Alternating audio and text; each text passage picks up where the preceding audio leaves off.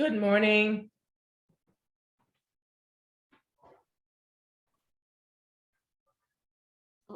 Good morning. Good morning. Morning.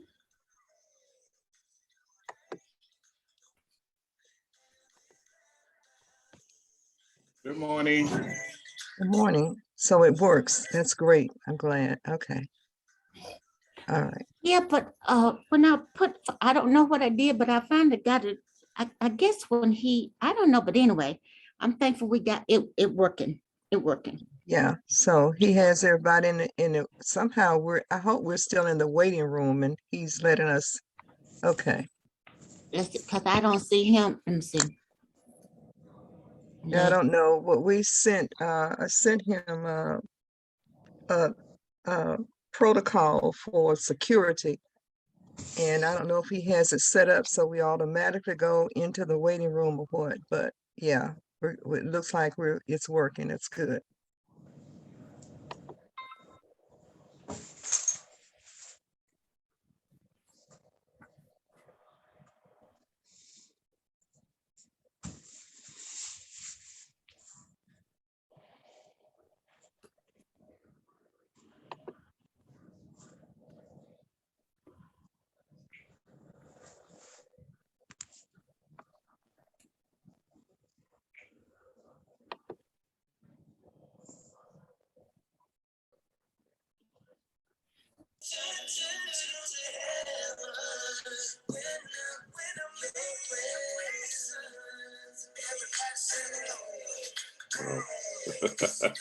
All righty now. Hello.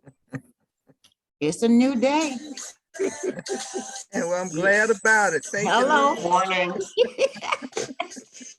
Yeah, I am.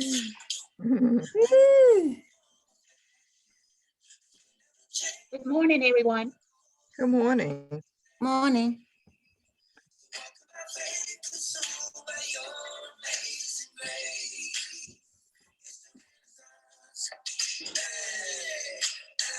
Good morning, everybody. How are we? Good morning. Good morning. Good morning. Good morning. All right, y'all. Welcome, welcome. So, maybe a lot of people didn't get the new password, but that's okay.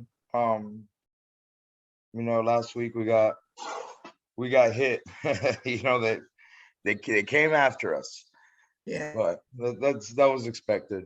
And We- I'll be very honest. I'm very surprised that it took that long. I've put that information out on the internet. And as long as we've been teaching, as long as we've been having class, so I'm very happy that we went as long as we did before somebody went and did that. So Amen. we just keep those kids in prayer because they don't know what they're doing. They're just out there being fools and just living that childish life. Mhm. I was a kid and I remember when I used to do stupid things like that too. So just keep them in prayer because if it wasn't for somebody praying for us, where would we be? Right. Amen. Right. So, Brother Martinez, are you keeping us in the waiting room, or you said that some of us did not get the new password? It seems like everybody's is coming in because I'm hearing Using like a the- notification of Okay. everybody that's getting like brought in. So they're Morning, having to, everyone. yeah, they're having to use a new password because they would not get in with the old one, right? Right. That's Okay, the main okay, yeah. main thing about the new password. And like I said, I'm not gonna be sharing that information online anymore. I mean, it's readily available for everybody Mhm. that's in the congregation. Mhm. I have an appointment.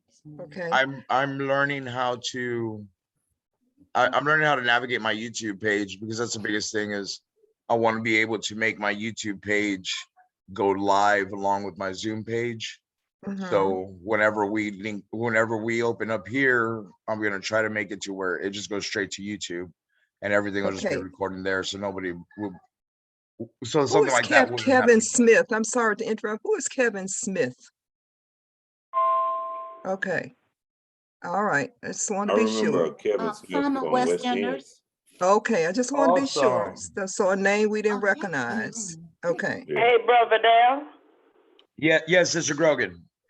Oh, okay then. I'm in. All right then. Thank you. Good. Good morning, Yes, yes. everyone.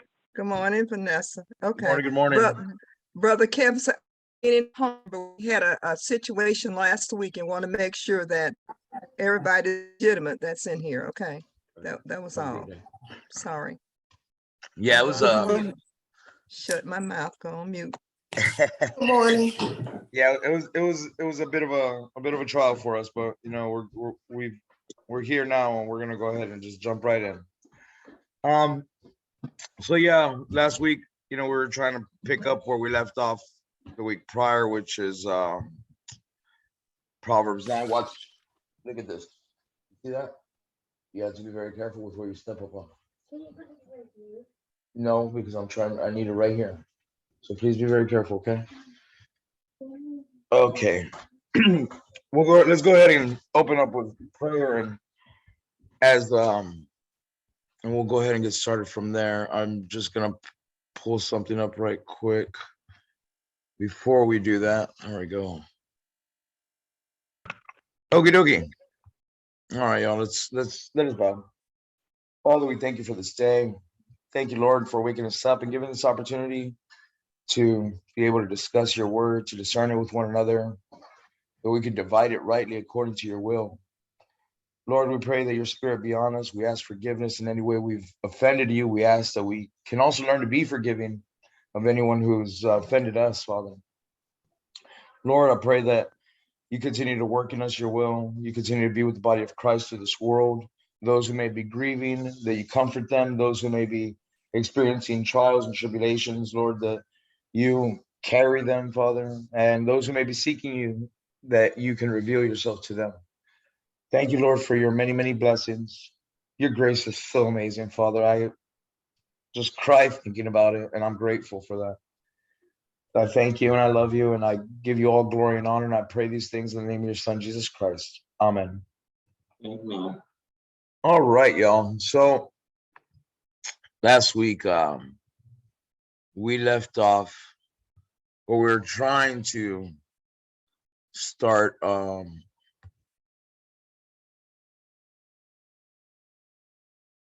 Proverbs 10 is where we left off. We left off Proverbs 10. And I started doing a rehash before, you know, we got hit, you know, before we got that cyber attack. But we had left off the week previous on verse 9. And verse 9 says, a man's heart deviseth his ways, but the Lord directeth his steps. You know, when we were discussing this, we were saying how Excuse me. Excuse me. Sorry. You said Proverbs 10. I thought it was in Proverbs 16. we're in Proverbs 16, but we're going to be starting on verse 10. Okay. Thank you. I'm sorry. Thank you. Thank you, Nessa. All right, baby. So, you know, when we're reading verse 9, you know, we're seeing, you know, a man's heart plans his way, as what Holman Christian says. New King James says, a man's heart deviseth his way. New American, the mind of man plans his way, right? So we all have this idea of how we should do things, right? But the Lord determines the steps. You know, we may make plans, we may have schemes that we're trying to do, right? However, if we don't first, you know, give that to God in prayer, because, and this is what I was saying last week, we go back up to verse 3. Commit thy works unto the Lord, and thy thoughts shall be established, right? If we don't first go to God in prayer with those things that we're trying to do in our life, you know, it's very simply put that God's going to put us where he needs us, not where we feel we need us, right? However, if we first commit those works, if we first go to God in prayer, you know, something interesting I learned about this word commit is that it means to roll. You know, when you commit something, you're passing it on over, you're rolling it over to God, right? When you commit your works to God, he says, all your thoughts will be established. If everything you do, you give first to God, everything that you plan will start to take root, right? They could begin to unfold, but why? Because they were first given to God. However, by the time we come down to verse 9, it's man who doesn't want to commit to God, so he makes his own plans. He does what he wants to do because he feels that he's right. This is the Garden of Eden story all over again, right? You're given a choice. You could have every fruit of every single tree in the garden except the one. And what happens? Well, it was good to look at. It was good for a source of food. And it was good in the sense that it would have given people, it gave them knowledge, right? We've made our own decisions. But what happened? God said, if you eat from this tree in that day, you will die. Well, I've made a choice in my heart, in my mind. I believe this is right. But because I've made this choice, and I've stepped away from it, now I'm going down the path in which God has said that I will go down, right? And it's an interesting thing because if we don't first give those things to God and we start moving without moving with him, we find ourselves in typically a more unfavorable situation than we would have before, right? Now let's keep moving. I just wanted to rehash that point about what verses 1 through 9 are. And we see this, verses 1 through 9 have a lot to deal with man's inner being, right? The thoughts that we have, how we treat others, how we use our demeanor towards other people, right? And so at the end of the day, we have to understand that if we don't first give these things to God, not just our works or not just the things that we do or the things that we plan, but the thoughts that we have, right? If we don't first do that, we are going to be swayed. We're going to learn that it's not about us, but that it's about him and him entirely. Excuse me one moment.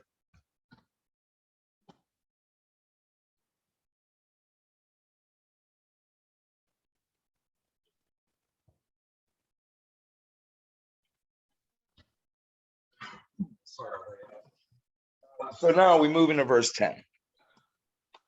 James says, a divine sentence is in the lips of the king.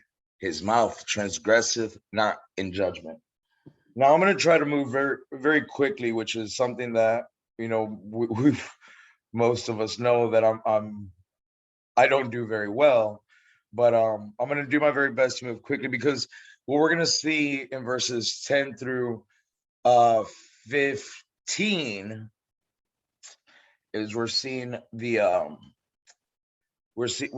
proverbs directed towards the magistrates.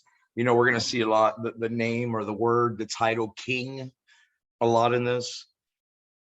And so these scriptures are directly related to the behavior of a ruler.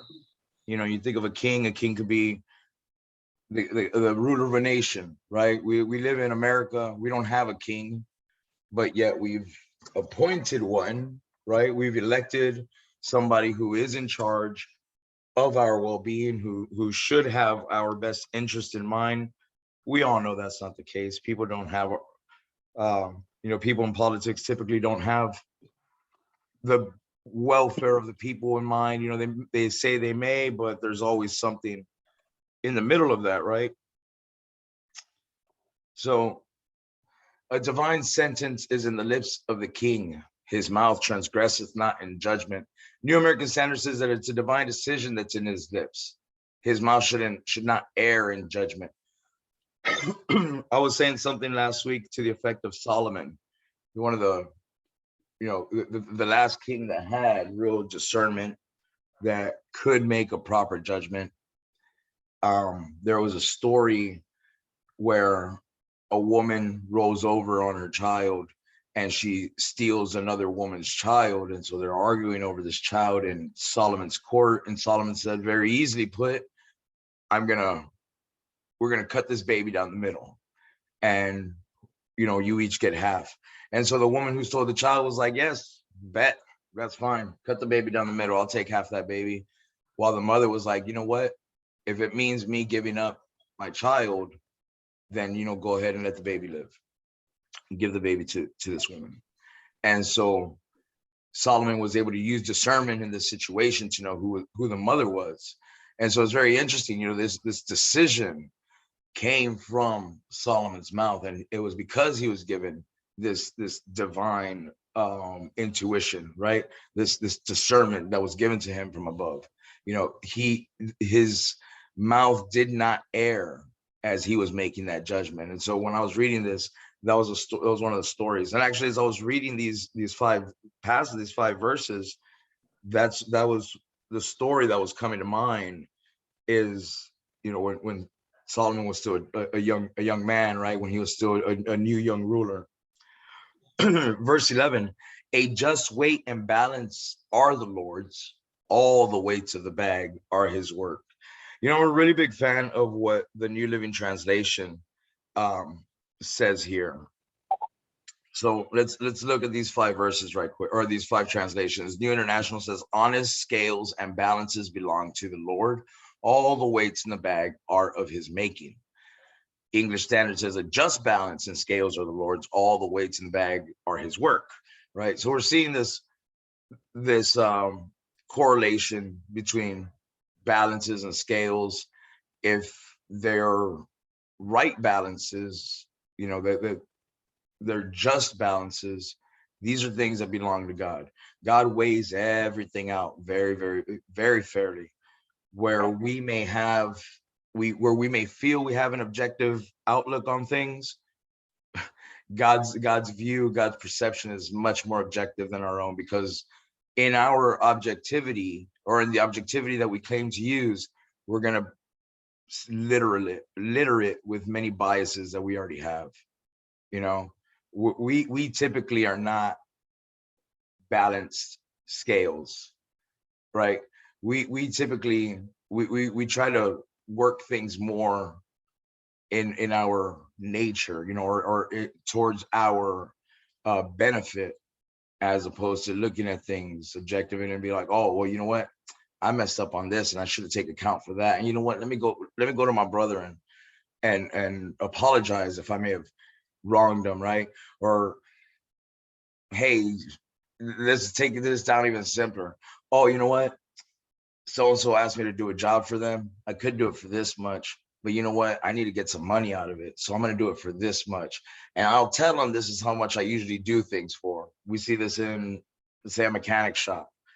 Yeah, the part costs you $20, but I'm going to charge you $300 because that's the sort of thing, I've learned this profession. I'm going to get paid for this, but is that really honest? Is that just? I understand the price of inflation, but this is why we shop around, right? We go and find somebody that we trust to do an honest work for us, because they could be, trying to swindle us. They could be trying to pull one over on us, right? Honest balances and scales are the Lord's, and all the weights in the bag are His concern. I love how the New Living Translation puts this, because it's very, very plain, and almost, it doesn't change. The wordings change, but it seems a little easier to understand for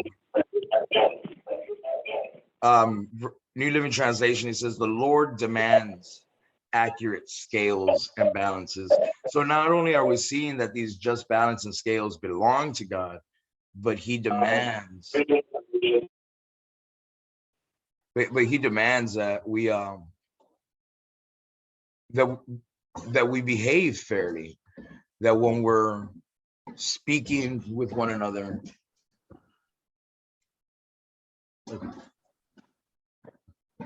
I got you, Pops. He demands that when we're speaking with one another, when we cross paths with anybody, that we treat every situation in a way that is fair and balanced. That we don't add our biases into our conversations. When we listen to understand. We don't listen to just respond and try to get our own point across, right? When we have dealings, whether they be in business or in our sort of Christian world or religious world, that we can behave in the same way, right? And I love the way New Living Translation says this: the Lord demands accurate scales and balances. He sets the standard for fairness. I mean, you look at King James, a just weight and balance are the Lord's, all the way to the bag are his work. When we look at that, we may be a little, okay, well, what do you mean by just and balances? Or what do you mean by weights and balances? What do you mean that all the weights in the bags are his work? We take this back to that context when people are in the marketplace in Judea, and you go and you get a pound of rice or a pound of corn or whatever food you're getting for the house. And so they pull out this weight, and as they put the weight on the scale, and okay, well, it's this much weight, this is how much you owe. But sometimes that weight isn't just. That weight is a false weight. That weight may have said, oh, this is a 5-pound weight, but it's really 3 pounds, right? And so now you're or 7 pounds. And so now you're having to pay more because you thought this weight was something, but the person that put that weight on the scale, he's trying to swindle you. And so that's where we're seeing this old context, right? But even then, the Lord demands that we be accurate in everything we deal with. When we make a judgment, that our judgments be right judgments. This is why Christ said, when you judge, don't just judge falsely, but judge a righteous judgment. Before you go and talk about the speck in your brother's eye, pull out the beam out of your own eye, so that the judgment that you're making is a righteous judgment, right? And that's something that we all have to take into account in how we navigate in this world. But how many of us do? How many of us put aside our biases and really look at how things are as opposed to how we feel things are? And this is something that's been a common occurrence for myself lately in the conversations that I speak, is people want to tell me what they feel, but they don't want to tell me what is. And that's one of the biggest things is, we as people outside of Christ want to rely on our emotions as opposed to relying on truth, right? We want to, our weight imbalances typically depend in our emotions and how we perceive things, as opposed to looking at things objectively and seeing what is right and what is wrong. Because of our biases, we think what may be wrong is right, and what may be right is wrong. And that's exactly how we move in this world nowadays. Verse 12. That music, even using the old passcode. Oh man, Cornelius, man, I'm so sorry that we didn't get back to you. Yeah, man, we got hacked last week. So we had to change the password. Yes. Also, I'm trying to get Valeria in, and she's not able to get in. So sorry about that for interrupting your class. No. But you got the new password, so just. Yes, just I'm good. I'm good. Yeah, if you could pass that to her, that'd be great. All right, sure will. Thank you. I appreciate you, Cornelius. Yes, sir. Did you get in, Sister Jones? She's still not able to get in for whatever reason. Okay. Yeah. Could I interrupt? This is Pat. Yes, this is Kimber. I was really tickled at the password. So I was typing it in at first in all caps. So then I kept saying, I know I'm putting the right thing in. So make sure you're just using the capital on the Y and on the K. Yes. That might be what's keeping you out. That's what she says she's doing, but we still having problems. So I'm gonna tell her to go all the way back out and come back in. Try to come back in. Thanks, Sister Boyd.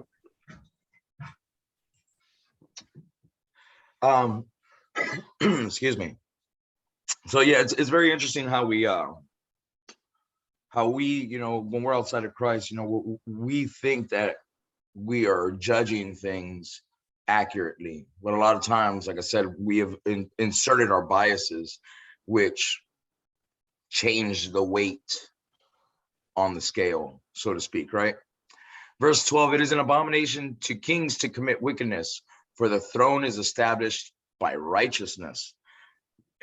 It's so we see this sort of behavior amongst our rulers, right? Amongst the rulers of this world, political figures, whether they be actual kings and queens and royalty, or whether they're elected officials. Solomon here says it's evil, it's wrong for these rulers to do wicked things. It is a bad thing, right? It's an abomination is the word he uses. Holman Christian says wicked behavior is detestable to kings, since a throne is established through righteousness. Something I wanted to touch on very, very quickly here on this verse is that if thrones are established by righteousness, right? How did each and every single one of these nations throughout the world, every sovereign nation in this world, how have they come into being? And they've all, many of them fought their way. They had to begin a war, right? Begin a rebellion, find a way to break themselves from it. But what I find really interesting is throughout history, and especially throughout the U.S. history, because let's face it, the U.S. would be the youngest superpower in the world, right? But we've been given this note of the history of the U.S. that it has been established through the fundamental principles of Judaism and Christianity, and it was these principles by which the founding fathers wrote the Declaration of Independence, giving us the amendments that we use for law. And it's really interesting because they first put, let's say, or they put one nation under God, right? Even in the Pledge of Allegiance and in the language that they've written.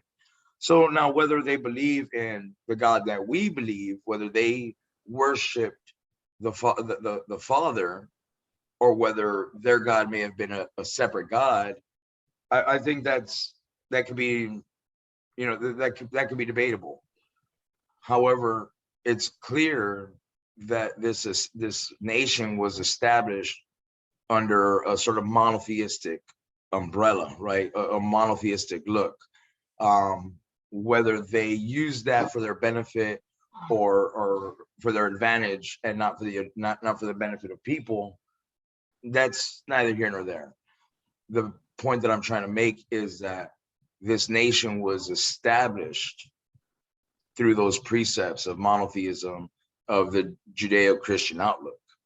And so when you look at that, the presidents, the governors, the people within the political organization, they all had this idea that, we have to do good, not because it's a good thing to do good, but we have to do good so that we can be able to take care of our people. We have just separated ourselves from a tyrannical ruler across the ocean. And so now we're trying to do right. Excuse me. But as times have changed, or as history has gone, we've seen a lot of these rulers only try to benefit themselves or benefit their own, right? People that are in their same position, they try to help one another as opposed to trying to help the populace, right? The masses. And Solomon here says that that's wickedness. It's a detestable thing to commit wickedness. It's why would a king do that? He was put there by righteousness, not his righteousness. Maybe he was. We think about Saul, King Saul. When Samuel came to him, they went to the smallest tribe, right? The tribe of Benjamin. But Saul was already honored. He was the tallest one, right? He was the one that looked more favorable, so they gave him this kingship, right? But what did he do with that kingship? He wasted it away. He thought he could do better than the people who were put in place to serve God for him, right? He thought that he could make the sacrifice, right? He thought that, hey, it's okay if I take all of these things, even though I was told destroy everything. No, I want to take these things so I can sacrifice to God. However, that's not what God told him. That's not what he was told to do, right? He went and committed an abomination. And because of that, God stopped talking to him. His throne, although once established through righteousness, was taken away from him. And then who was it given to? It was given to somebody even less than he. And literally less than he. It was given to a child. It was given to a younger person, but a person who was of more humble character, right? But it was the things that Saul did that created this rift between he and God, right? It was those abominable works that he was doing, that he would rather go to a witch and bring up a dead spirit, right? Instead of really seeking out God, instead of really committing himself and rolling his works to God so that God could establish his way. No, I want to do it my way. And this is kind of goes back to what we're saying. We've been given choice, and we can take this choice and do the right things, or we can do what we want to do. We can do what we feel is right. But as for a person who is in power, it becomes a little more difficult to navigate that. And they have to realize that when you're in power, you have to do right by the power that you've been given, because it wasn't given to you in any other way, but by righteousness. And righteousness only comes through God, right? Verse 13, righteous lips are the delight of kings, and they love him that speaketh right. New Living Translation says, the king is pleased with words from righteous lips. He loves those who speak honestly.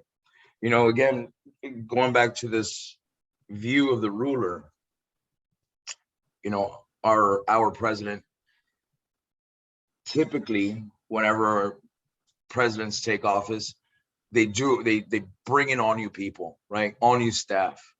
They bring in people, a lot of times they can bring in yes men. People just say yes, yes, yes, yes, yes. And no matter how many times they should have been saying, no, that's not a good idea. People, presidents, CEOs, people in position of power, if they're discerning, if they know what they need to be listening for, then they understand that they don't need yes men. They need people who are going to tell them and speak, who are going to speak honestly with them. They need people who are going to, you know, I would rather be the unpopular person for speaking truth than to be part of the crowd that's like, hey, yeah, go along with it. And it's interesting. I've always been that person, even before I came to Christ. You okay? Okay.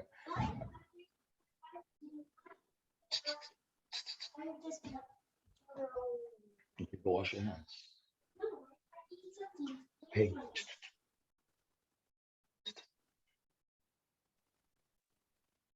So, I apologize.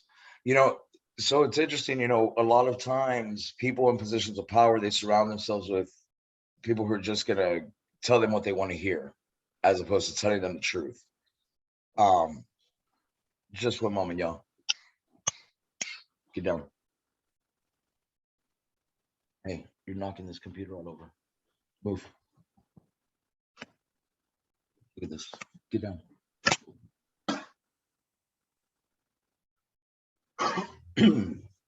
and it's something that we don't.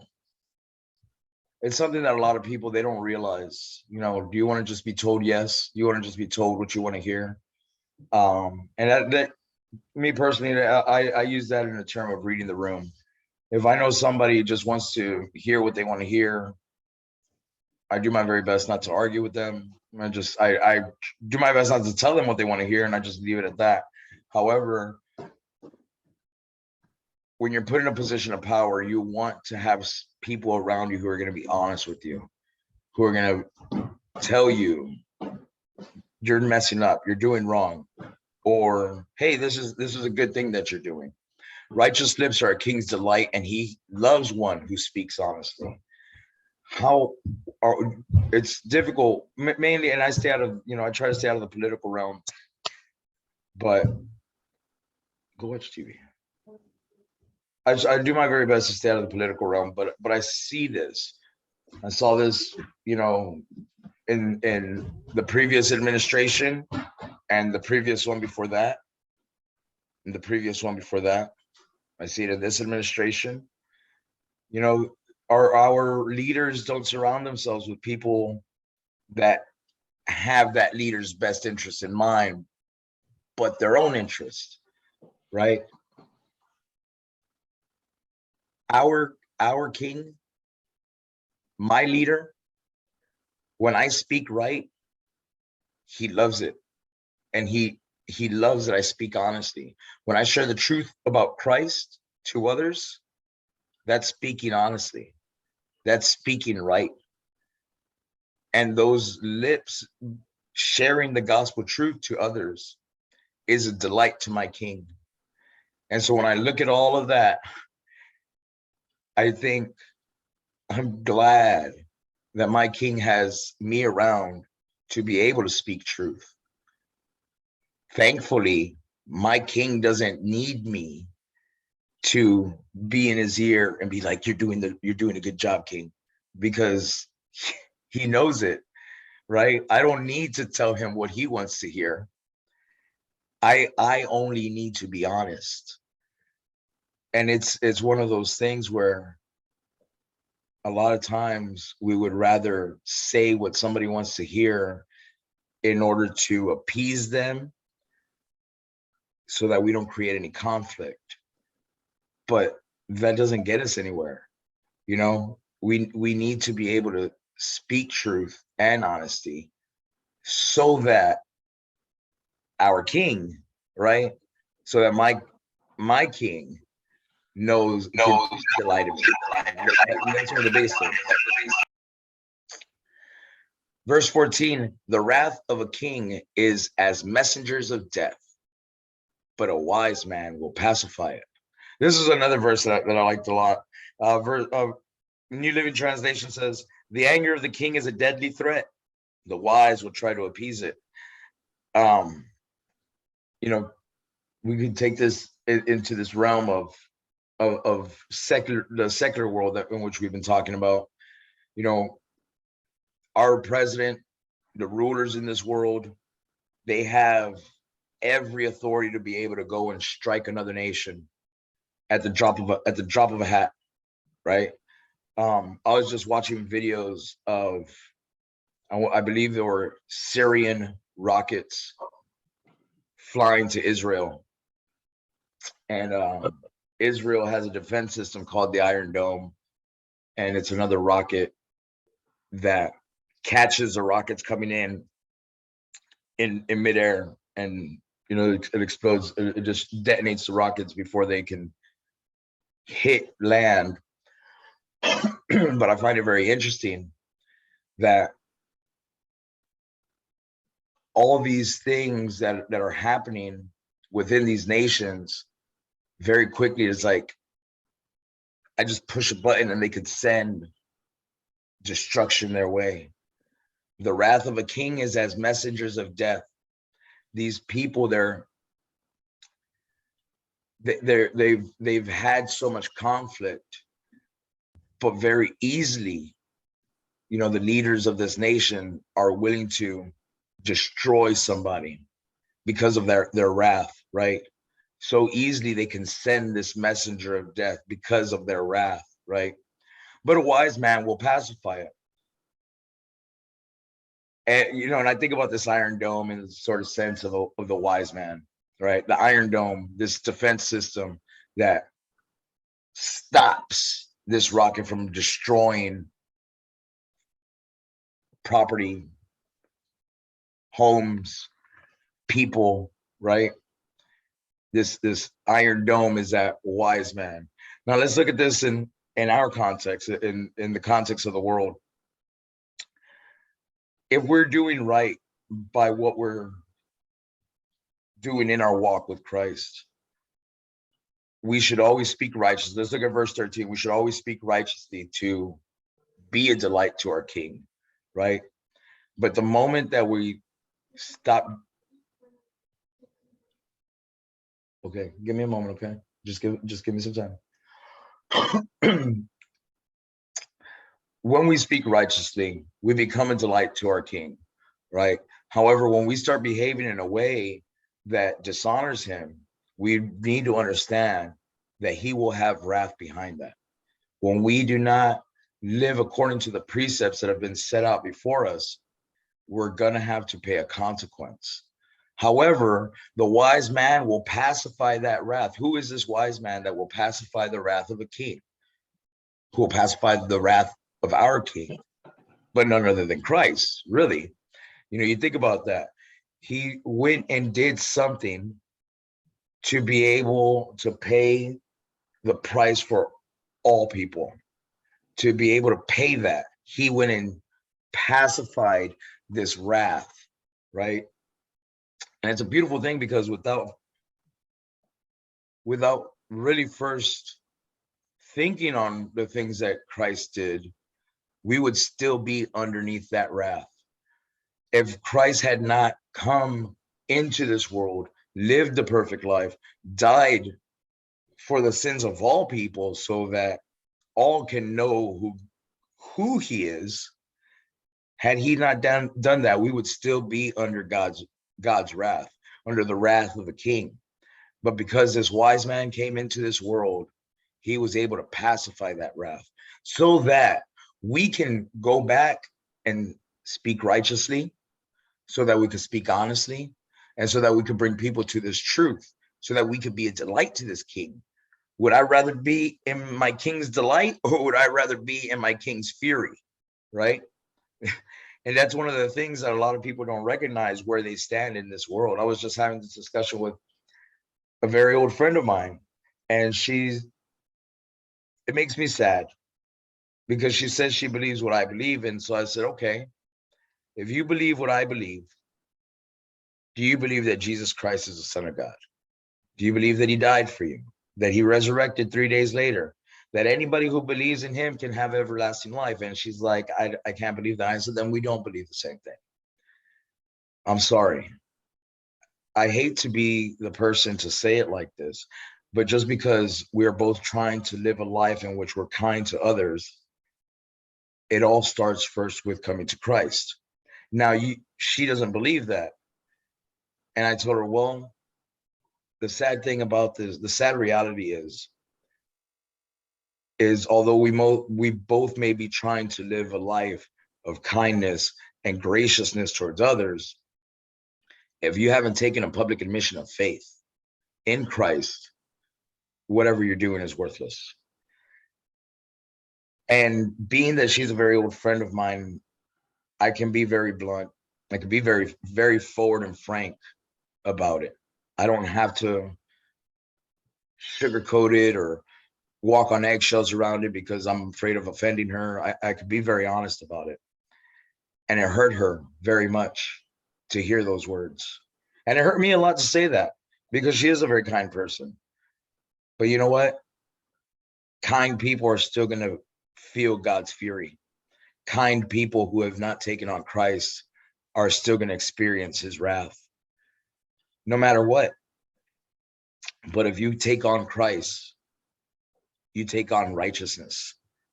When you take on Christ, he clothes you with righteousness. And when you're clothed with righteousness, you could have righteous lips so that you could be a delight to your King, so that you can speak honestly, so that you can navigate the proper way in this world without doing harm to others, without heaping, that wrath on you, right? without putting on this secular world, this secular cloak, this without putting on all those things. When you've taken on Christ, he makes you right again. It's not us that make ourselves right. But when we don't, we're just lining ourselves up to be in the fury of the King, to be in his wrath. And we can only pray that we can seek the wise man who pacified that. We can seek the person who can appease that, right?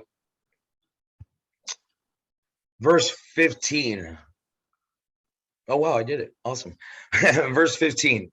In the light of the king's countenance is life, and his favor is as a cloud of the latter rain. Very simply put, New Living Translation says, when the king smiles, there is life. His favor refreshes like a spring rain. You know, that's a nice thing, right? You think about that. When we see our rulers happy, right? It's like, oh, things might go well for us. Things, you know what, maybe this year will be a little bit easier. Maybe this year we won't go into another conflict. Maybe this year we'll be able to get more for the people, right? In the light of the king's countenance is life, you know, just his demeanor. And let's say not even a king, but let's say the king of the house, right? You know, when my wife sees me and everything's going great and she's just like, hey, you're in a good mood. What's going on? And it's like, oh, you know, I got this news about this, and oh, that's great. I love it. And you kind of, everything you do after that is it's touched in a way where, hey, this is good. And you move in a sort of positive mental attitude, right? That's a good feeling. Same thing when I see my wife in the same demeanor. Not even my wife, when I see my boss at work, not even my boss, but when I see my coworker and they have that cheerful disposition, even no matter how cantankerous and angry they normally are, but they have this cheerful disposition. Hey, what's going on? Oh man, I'm gonna go see this show tonight, and I've been waiting for this for a long time. And you know what? Throughout the whole day, where they're normally complaining or they're typically in some sort of bad attitude. But you know what? This time, this moment, because you know their countenance has changed. They've got this sunny disposition. Great. Everything they do after that is nice and easy to deal with. You're not antagonized by each other. It's refreshing. It's something that it's nice when people are lit up in the sense of having a that disposition and having that demeanor, right? Nobody wants to be around somebody who's constantly set, mad, angry for no reason, just to be angry.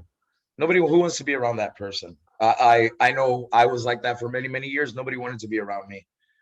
You know, the only time they wanted to be around me is when I was laughing, joking, having a good time, having a ball. Right? They don't want to be around this guy. Who wants to be around this guy? This guy right here, he looks angry. He looks like the moment you ask him something, he's gonna blow up about something. But this guy, who doesn't want to be around this guy? Who doesn't want to be around the person whose expressions are always happy, are always what's the word, joyous? You know, who doesn't want to be around that guy? But who wants to be around the person who's always miserable?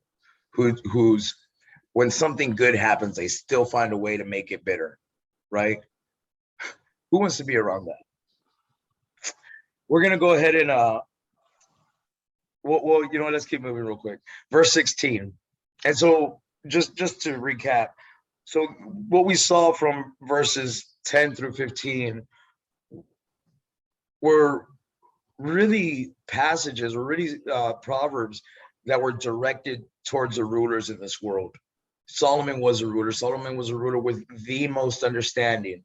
He had the greatest wisdom in the world. Oh, just one moment.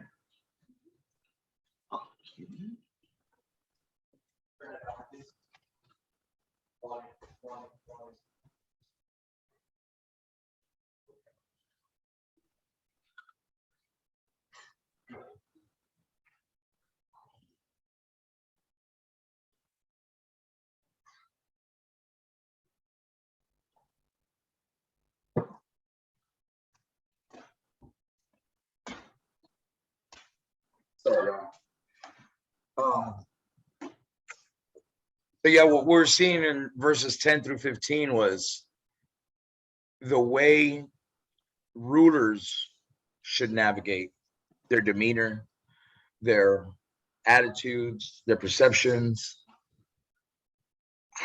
Are they doing what is pleasing to God?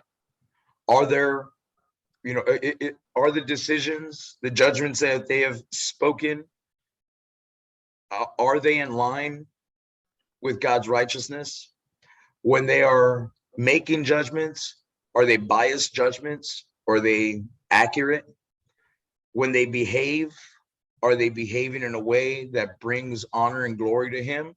Or are they behaving in a way that is detestable to him, right? Are they speaking honorably, right? Or I mean, and I sometimes I get stuck, or I've been getting stuck on verse 14, because is their wrath the same wrath? Is it justified? Can somebody appease it? We're seeing these sort of behaviors that rulers should move in. But we as people, we could see this, especially now with the technologies that we have. We can see our president in real time give a statement, and then we can discern, oh, well, he's being honest about this. Oh, he's doing everything he can about that. Or we can discern, man, he's just blowing gas. The things he's saying that because that's what we want to hear, but he's not doing it, right? We can see, because we have discernment, how people move, right? So that's a big thing about those verses, is that those verses I understand are geared towards the rulers of our world.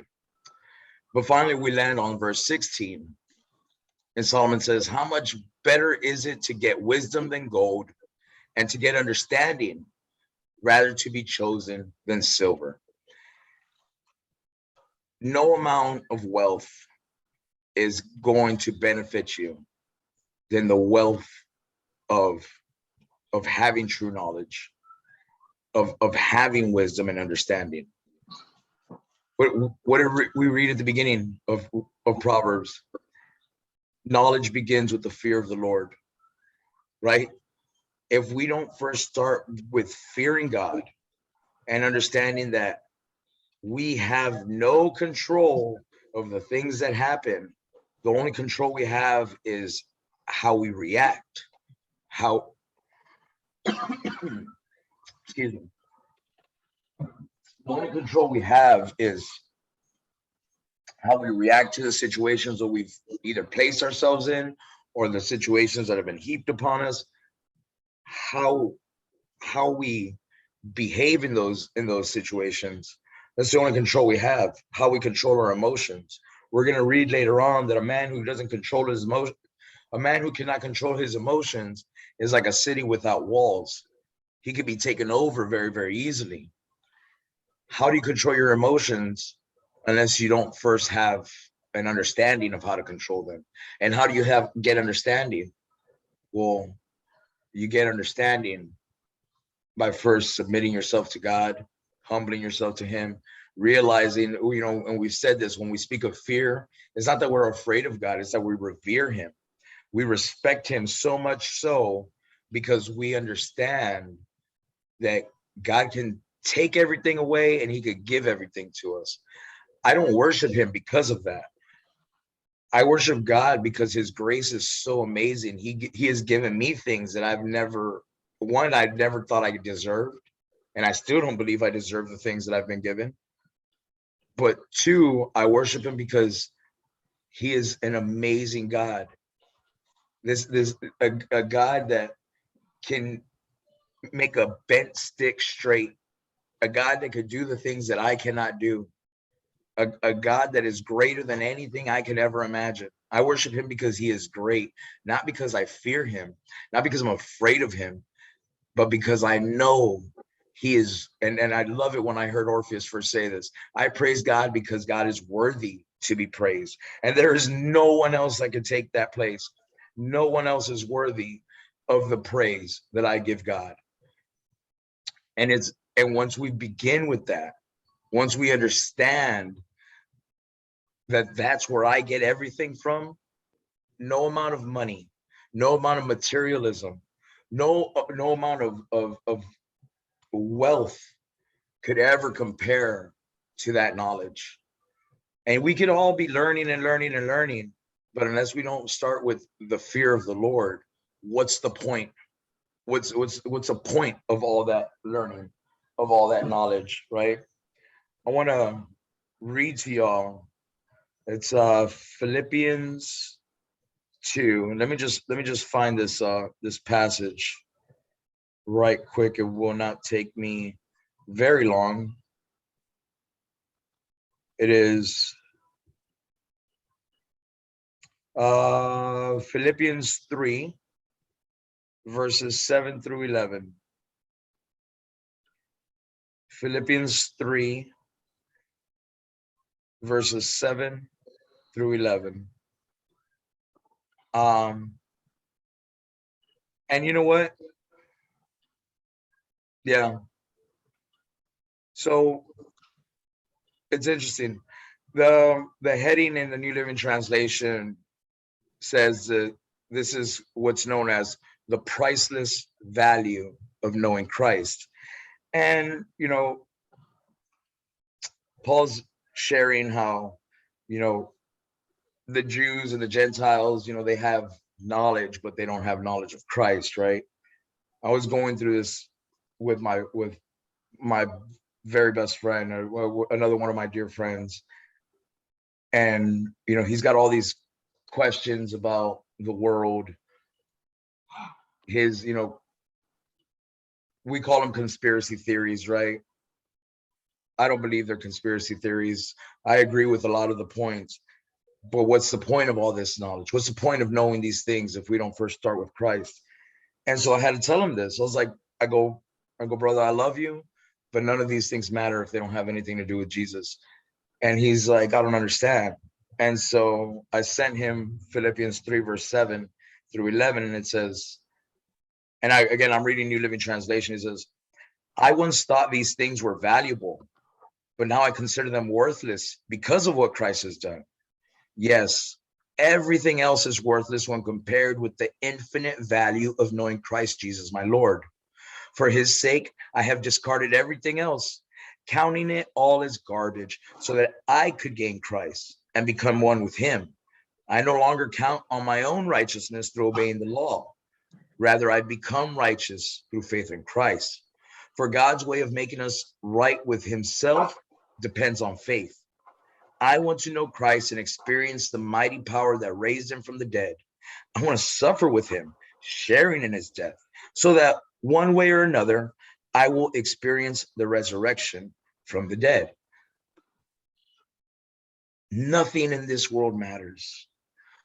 Everything we do in this world, if we don't first do it for Christ, if we don't first have that idea that what we do everything to God, for God, just like Proverbs 16 verse 3 says, commit your works unto the Lord and he will establish your ways. If I don't first acknowledge that it's God doing these things for me and begin with him as that foundation, as that rock on which I'm building upon, what's the point? What am I doing this for? Is it being done for selfish gain? Am I doing things to help build others up? If God is not the foundation of these things, what is the purpose of what we're doing? But when we first begin with Christ, we realize that everything is evolved around him. I was having that same discussion with my dear friend. She's like, why does it have to be about Christ? And I told her, you know, I'm going to be honest, is because everything in this world was made by him, and not one thing in this world was not made by him. And because of that, it all belongs to him. And because it all belongs to him, he's at the center of everything. And if we don't first realize that, we're in for a lot of heartache. We're in for a very rude awakening, because now we're going to navigate our lives without Christ at the center of it. And the day is going to come where either you close your eyes in this world and take your last breath, or he's going to come back in the heavens, and every knee will bow and say that Jesus Christ is Lord. But I pray that even by then it won't be too late, because people are going to be saying that, but they're not going to go up there with, he's not going to take them with him. Everybody's going to bow, everybody's going to kneel, but not everybody's going to go with them. Everybody will make that admission, but by that point it may be too late. I pray that people do it now before it's too late. And that's what I was telling my friend. And she says, no, I don't want to. And I go, there you go. That's it. You said it. It's not because you have a hard time understanding. It's because you do not want to. And when you do not want to submit yourself, you're never going to gain understanding. You're never going to have the knowledge that's been revealed to the rest of us who have submitted ourselves. And that's what I tell her, because she says, well, you have it all figured out. And I said, I don't have it figured out. What I do have figured out, what I do understand, is that I'm no good. And if I were to continue to navigate this world on my own, I would only continue to think that I could do it on my own. But when I understood that I'm no good, that I need somebody, then I've realized that I can be humble and share that same character with others and not be high-minded of myself. It's not my standard, but God's standard that I look to. My dear friend has her standard, and that's where I tell her we differ. You have your standard. I don't have a standard. It's not my standard. And she kept saying that you. You have it figured out. I was like, no, I don't. I don't have it figured out. I trust him to figure it out for me. And that's where we're different, is that I am willing to admit that I don't have it figured out, but I'm also willing to give it to the one who does, the one who figured it out from the beginning. I'm willing to do that. Can you do that? Can you humble yourself and know that you don't have it figured out and give it to somebody who does? You know what she said? I don't want to. You know, that broke my heart. You know, thinking about that, because that's people in this world. They don't want to do it. And when you don't want to do it, I could never change your mind. And I told her this, I go, look, I love you no less. You're my little sister, but you're my little sister in Adam. I pray one day you come to Christ and you can be my little sister in Christ. But until that day, I'm confident God will work whatever he's going to work in your life. But we can no longer talk about this because you do not want to. I had to leave it at that. And that's so many people in this world, is that they don't want to, because they don't want to kill this. We're gonna leave off right there, y'all. Brother Martinez. Yes, Sister Moore. I'm gonna let you all into our house right now, a personal stuff, but it bears. But when Bill Moore and I get into these kerfuffles, and he just said that to me this morning and last night about the importance of humbling ourselves under the mighty hand of God and getting out of ourselves, and that we won't have these debates and discussions and negativity and what have you within our household. And it is true. It is absolutely true. If I get out of myself, if he get out of himself, and we let God set the standard and follow that. And he said that to me, and here I am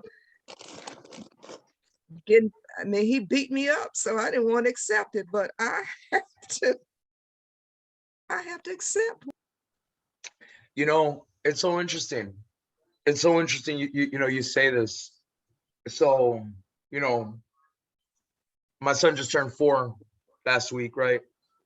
And he's doing more. He's climbing, right? And I'm over here like, whoa, hey, be careful, watch out.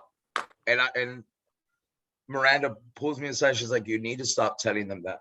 You need to stop telling him to be careful and to watch out, because what you're doing is you say, be careful, watch out. And now he's not going to do what he was about to attempt to do, which may be like climbing a ladder.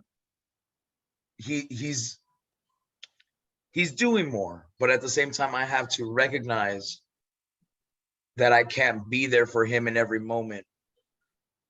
I have to let him get hurt.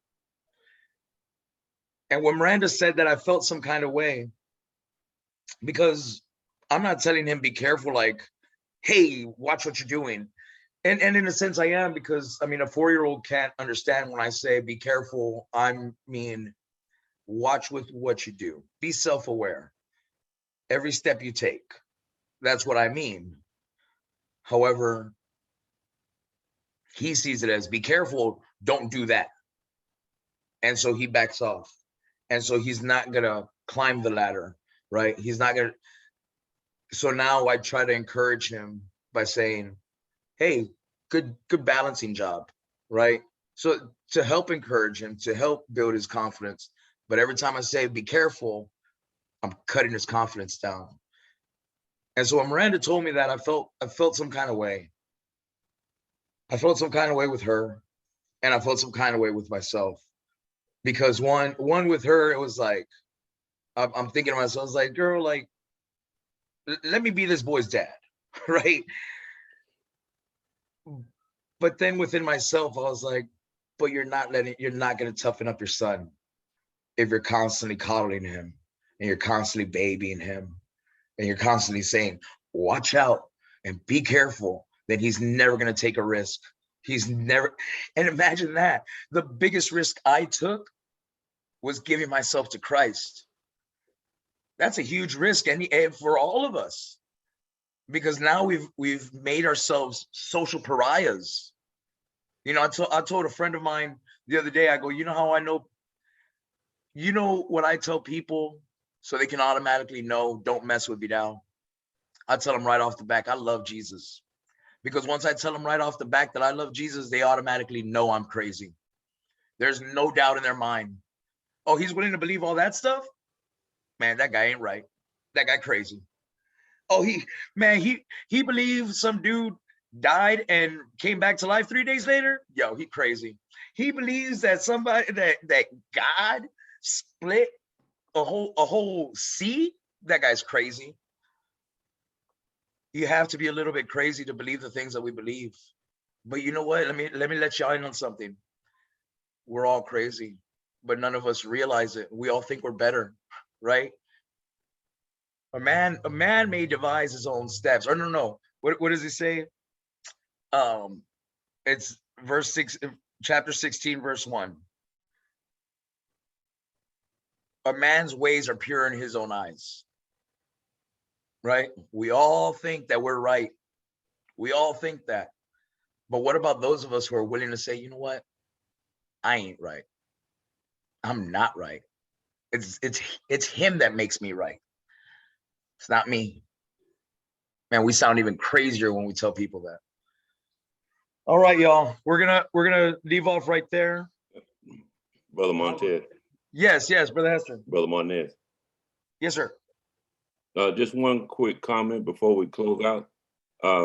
Could we back up a little bit to Proverbs 16:12? Yes, sir. I just want to make a comment on Proverbs 16:12. Just for emphasis sake, Romans 13:1, it says, let every soul be subject unto the higher powers, for there is no power but of God. The powers that be are ordained of God. And I just wanted to make that comment because a lot of times the government tells us to do stuff and we don't want to do it. But the Lord wants us to abide by those things that the government tells us to do, unless those things cause us to stumble or cause us to disobey his word. Right. But we need to keep in mind, if we disobey the government and obey God, we have to be prepared to suffer the consequences from the government.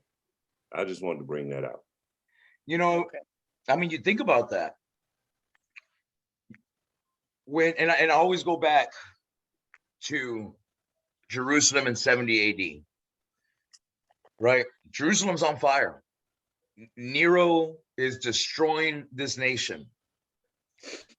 He's finding believers of Christ and locking them up, feeding them to lions, having them as playthings, essentially, right? These people were probably law-abiding citizens. These people were probably in line with Roman government. However, Nero thought it right to take these law-abiding people and kill them. They paid a consequence. They were in hiding. They were found, and they still had to pay the consequence because they refused to say that Caesar is God, that Caesar has all authority, right? They paid that consequence. And they did it without any sort of thought in their mind that what they were doing was wrong. They knew what they were doing was right, and they did it willingly. And they went willingly. Maybe not all of them. Maybe some of them had to get dragged and pulled, right? But it's just like I told my friend, the day will come in which we're going to be posed that same question. Are you with us or are you with him? And who are you going to be with? Who are you going to say? I pray that I say, I'm with him. Throw me in the lion's den. Throw me in the dungeon and throw away the key. I would rather suffer for my Savior's name's sake than to try to live for my own. What did he say? To live is Christ, but to die is gain. So you know what? If that means that I have to go there, that means that I have to go there. I pray I could say that, because saying it now, yeah, any of us could say that. But wait until you're in that situation to see where your heart's really at. And that's something that I always think about. What did Jesus say with the religious leaders?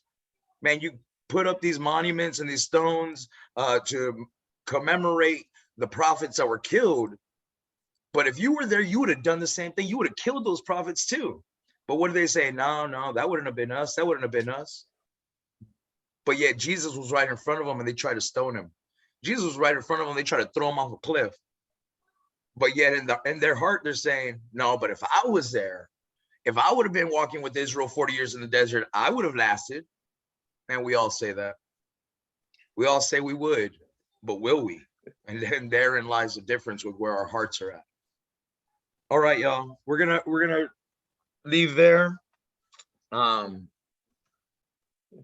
Good class, y'all. I did see a prayer request here.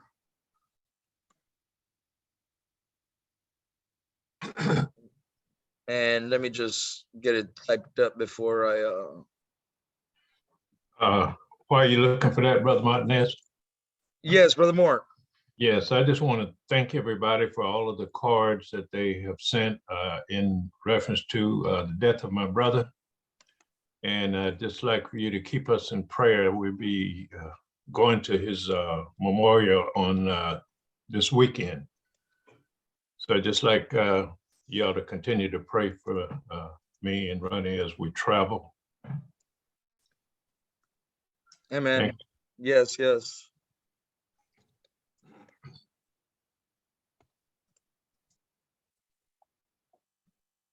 I'm sorry to hear about your brother, Brother Moore. My condolences to you. Yes, thank you. Yeah, I mean, it's happening in greater frequency, I feel. And I think it's, my father-in-law passed me a note while we were in class right now. He's like, we're going to a funeral. but maybe it's just because I'm getting older and I'm paying more attention to these things now. But these things are just happening in greater frequency. It's occurring more and more. I have friends that are losing family members, husbands, wives. They're asking me, yeah, what do I do? And it's like, what do you do? Grieve, man. Be sad. I'm here for you. If you need to cry, I will cry with you. Each and every one of you know I have no issue with shedding a tear. And I only wish I could be there for every single person who's experiencing that grief, because no amount of words will ever will help appease that pain. So yeah, I mean, it's definitely, Brother Moore, my prayers are with you. Thank you. Brother Martinez. Yes, Sister Jones. Yeah, I just wanted to say, these past 2 years has really been rough. We've had, I'm sure we've all had death in our family before, friends, family, but nothing like this, because, you can't really be with them like you would want to be with them, before they go, and you can't even after they leave. You gotta have social distancing, with your family. You can't console one another like you normally do. So that's what really makes it hard for me, dealing with the death of my family. I've lost 2 sisters and a brother.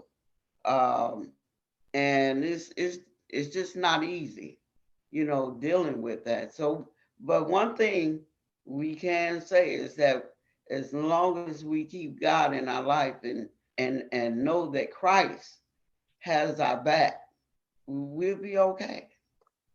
We'll make it through all the pain that we go through. We'll make it. And that's the way I try to look at it. Thank you. No, you're right. And ain't that the most difficult thing? I tell the people this all the time, because I'm always told, man, Vidal, how are you so calm? I'm like, I'm not calm. I'm not. Like, what's happening is here does not stop. It's just it's going. It's constantly going. It doesn't stop. But because I give these things to God, because I give him everything I think before I let it out of my mouth, and even the things that I don't that I don't give to him, I realize, like, man, I shouldn't have said that. Man, I shouldn't have thought that, because now I'm thinking it and I've already actualized it by letting it come out of my mouth, and I can't take that back.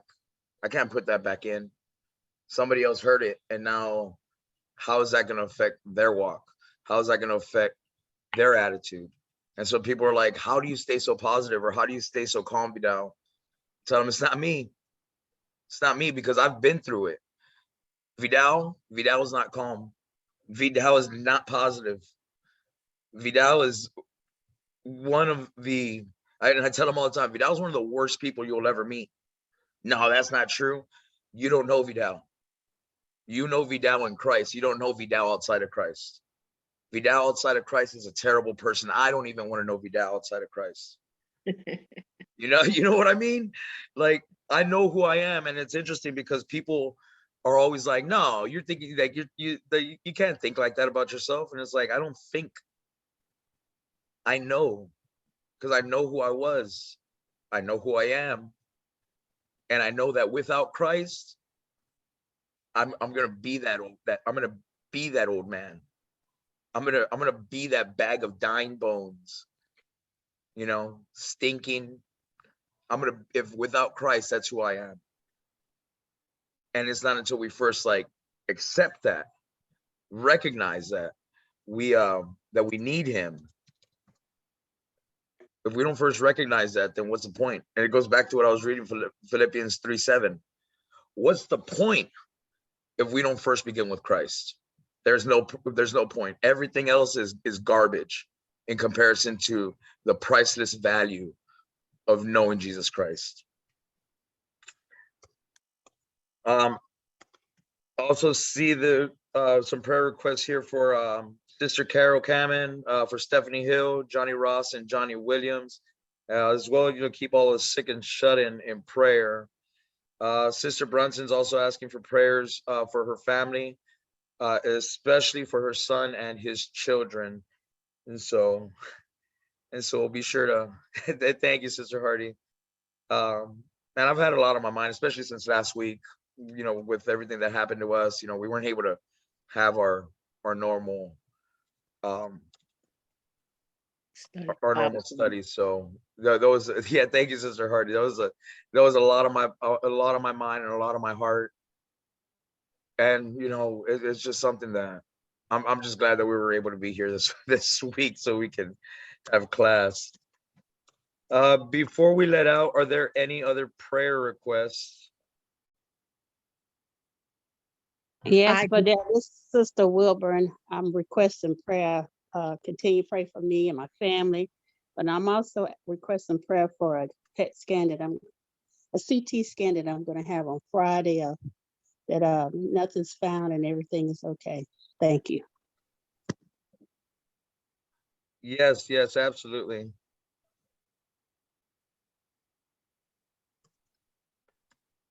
I just asked Chris Jackson, continue to ask for prayers, and hopefully next month I'll be able to go back into my home and everything once they clear out the mold and mildew. And I just need some prayer to ask God for some mercy and grace. Even though I know everybody goes through their own difficult challenges in life and everything, and I just really need some mercy and some grace, from you all, that fervent prayers of the righteous. Please pray that I may have this mercy and grace, but mostly peace in God, that that I can find in Him, that I would have peace within myself. Amen. Oh Lord, yes, absolutely, sis, because that's absolutely. And I can relate to that. Which of us cannot relate to that? Being heaped into a situation, and it's like, Lord, just help me handle this with grace and mercy. Then, Lord, give me strength, because it's not me. What did Paul say? That thorn in the side is like, Lord, take this thorn away. But we realize that in our weakness, His strength is being perfected. And so absolutely, sis, I'll definitely keep you in prayer in that respect. All right, y'all. Are there any other prayer requests before we let out?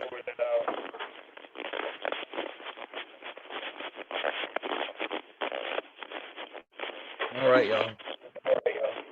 And Sister Moore, you don't have to get beat up on anymore.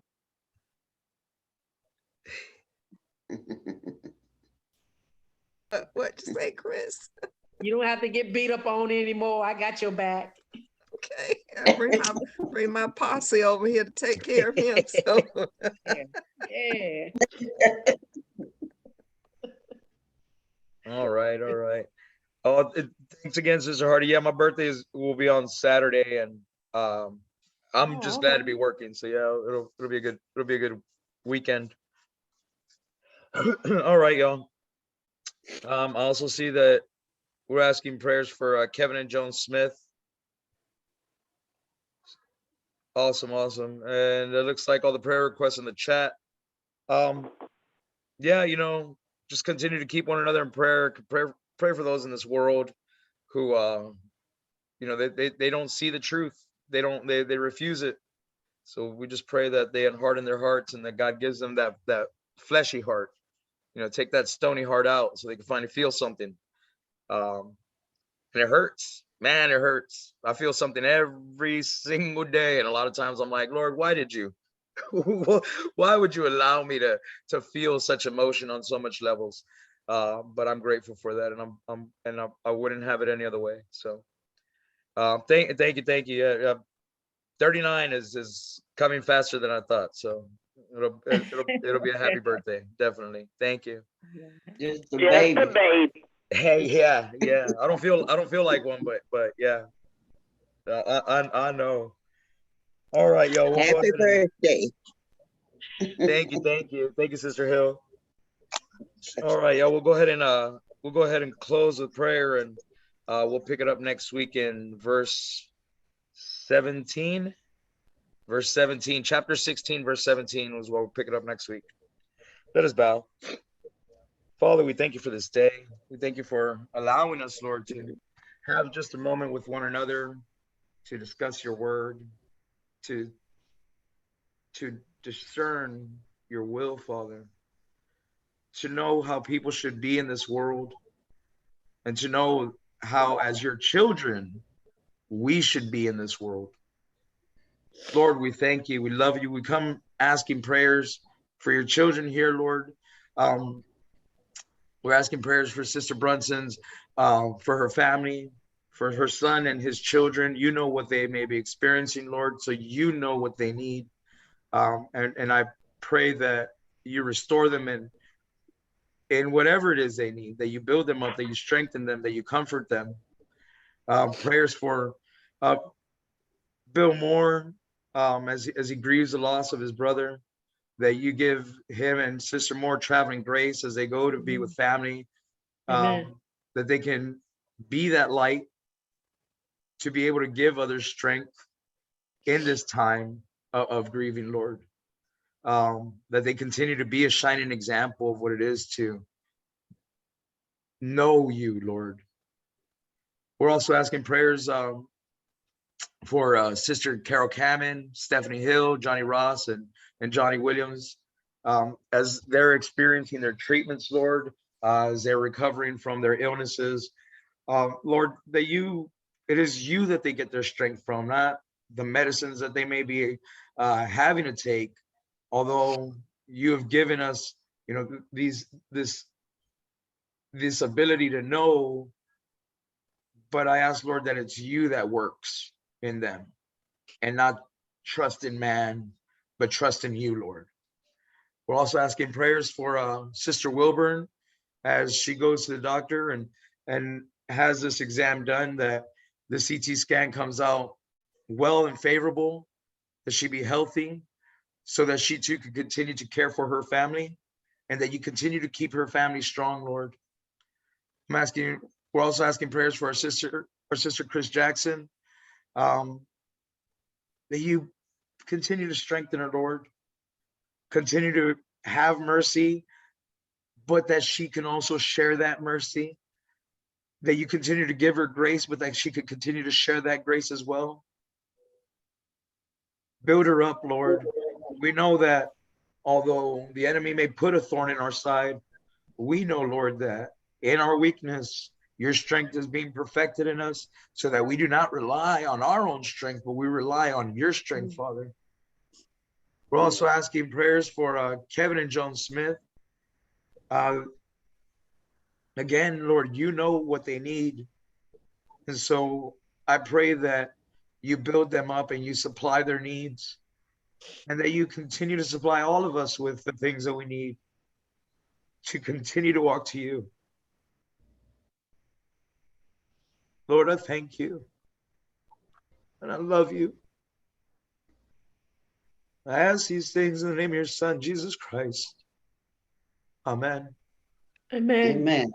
Amen. Thank Amen. you. Amen. Thank you. Amen. Family, we came this far by the grace of God. Yes. So Yes. keep praying Oh, for yeah. everyone. I love y'all so much. I miss y'all, seeing your smiling faces. God is so good. Don't forget, we all go through trials and tribulation, but we in the Lord. He gonna hold us up. That's right. He gonna hold us up, Amen. y'all. Amen. I love y'all. Amen. Take care. Love you God too. before who could be against you. Don't That's right. forget that. All right, I'm preacher. talking to myself. All right, Yes. preacher. Got a Preach situation on. going on. Our Take children care. and family. Bye, Amen. everybody. Take care. Bye, Love Have a y'all. good week, everybody. Happy birthday, Vidal. Thank you. Happy Thank birthday. you. Have a happy See y'all birthday. soon. Happy Be down. birthday coming up. Happy birthday weekend. Thank you. Thank Wonderful you. lesson, Verdell. I really enjoyed it. Thank you. Yes, Always. yes, you're very welcome. Always. Thank you. Thank you. You know, I was telling my father-in-law this. I was like, you know, if I ever want to just cry on command, I just think about God's grace. Like, any of you ever, Amen. anybody ever need to think about, you know, you cry out, you're like, if I ever think about being emotional, I just think about God's grace. And yo, that floors me. That Amen. decimates me every time. Like, I do my best not to talk about it because I'll be a weepy mess. You know, I'll just be this snotty weepy mess, and I'm not embarrassed by it anymore. But It's okay, he but at the takes same it time, it's all. hard. You know. Right. Goodbye, everybody. Have a great day. This is God. Okay. All Yes, right, yes. Sister Williams. Take care, Gwen. You too. Bye-bye. Everybody love Bye-bye, y'all. Vanessa. Thank you, Vidal. Be praying Yes. for everyone. Yes, you're Okay, very Vanessa. welcome. I love Bye. y'all. Love you too. Love Love you you more. too.